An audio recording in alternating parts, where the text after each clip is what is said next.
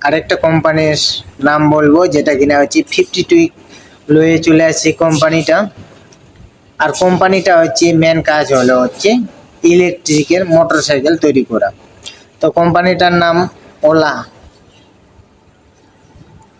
OLA electric mobility. তো আজকে হচ্ছে 31 টাকা 19 পয়সা হচ্ছে চলছে শেয়ার প্রাইস, মানে 2.5% ডাউন। আর 52 গুলো হচ্ছে 30 টাকা 76 পয়সা, আর 52 হাই হচ্ছে 80 টাকা 80 পয়সা।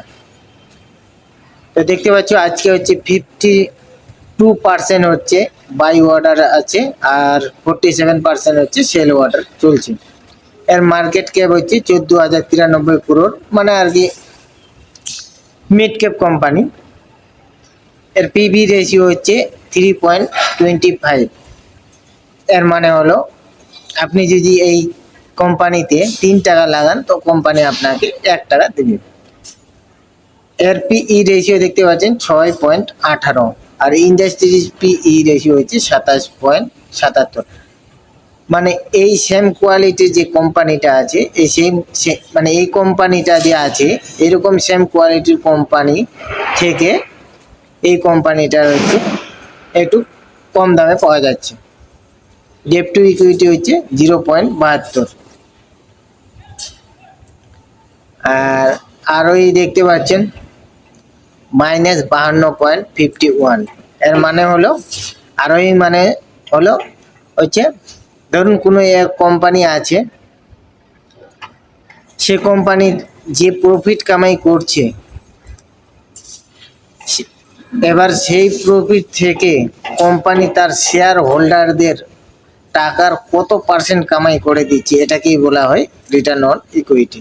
তো এখানে দেখতে পাচ্ছেন মাইনাস হয়ে গেছে, তো বুঝতেই পারছেন কি অবস্থা। আর্নিং পার শেয়ার হচ্ছে -5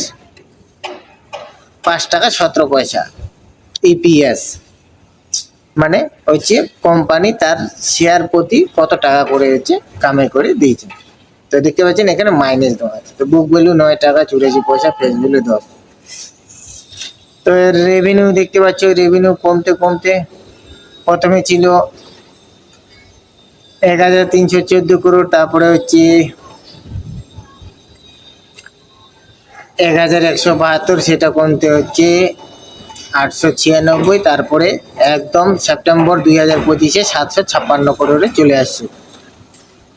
শেয়ার হোল্ডিং প্যাটার্ন রিটেল দেখছো, মানে পাবলিকে হচ্ছে 54.5% হচ্ছে হোল্ড করে আছে, আর প্রোমোটার হচ্ছে 34.59, মিউচুয়াল ফান্ড হচ্ছে 5.54%।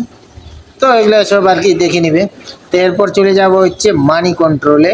মানি কন্ট্রোল থেকে কি রায় দিচ্ছে সেটা একটু দেখে নিব। তো চলে আসলাম আমি মানি কন্ট্রোলে, দেখতে পাচ্ছ ওলা ইলেকট্রিক।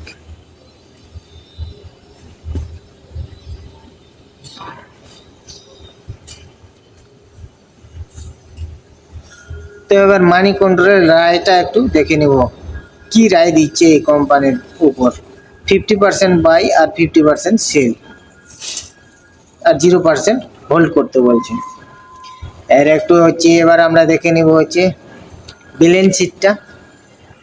যে কোনো কোম্পানির হচ্ছে ব্যালেন্স শিট দেখার সময় দেখতে হবে বা লক্ষ্য করতে হবে যে কোম্পানির টোটাল লাইবিলিটিস যত হচ্ছে কম হয় আর টোটাল এসেটটা যত বাড়তি হয়, তাহলে আর কি এটা ভালো পয়েন্ট ধরা হয়, আর নেট প্রফিটটা যত ভালো থাকে আর কি। তো এর হচ্ছে ব্যালেন্স শিটটা একটু দেখে নেব।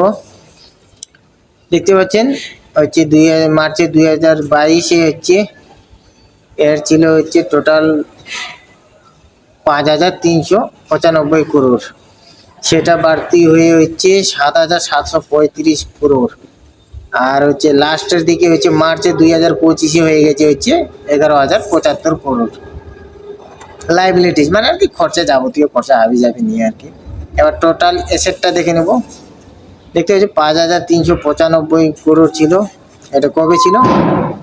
এটা ছিল হচ্ছে মার্চের 2022-এ। এবার মার্চের 2025-এ সেটা কত হয়েছে?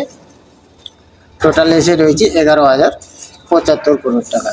তার মানে টোটাল লাইবিলিটিস যা, টোটাল এসেট হতো। এখন এটা কোম্পানির ব্যাপার, যেহেতু এটা ছোট কোম্পানি, হয়তো তার গ্রোথের জন্য কাজে লাগাতে পারে। এটা একটু ভালোভাবে আপনারা জেনে শুনে নেবেন, তারপরে হচ্ছে কোনো একটা ডিসিশন নেবেন। তো এরপরে হচ্ছে নেট প্রফিটটা দেখে নেব। নেট প্রফিট কিন্তু মানে যদি বাড়তি থাকে তাহলে হচ্ছে ওটা একটা ভালো পয়েন্ট মানা হয়। তো ইনকাম স্টেটমেন্টে চলে আসলাম। নেট প্রফিট দেখতে পাচ্ছেন 495 crore মাইনাস ছিল, সেটা হচ্ছে কবে ছিল?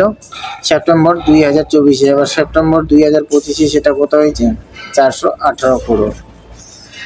তা যাই হোক, একটু হচ্ছে রিকভারি করেছে।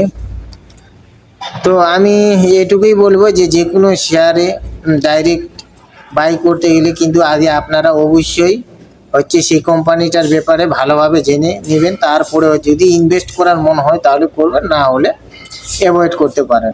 তো এইটুকুই হচ্ছে ইনফরমেশন দেওয়ার ছিল। তো ঠিক আছে, দেখা হবে ফের আরও অন্য একটি ভিডিও।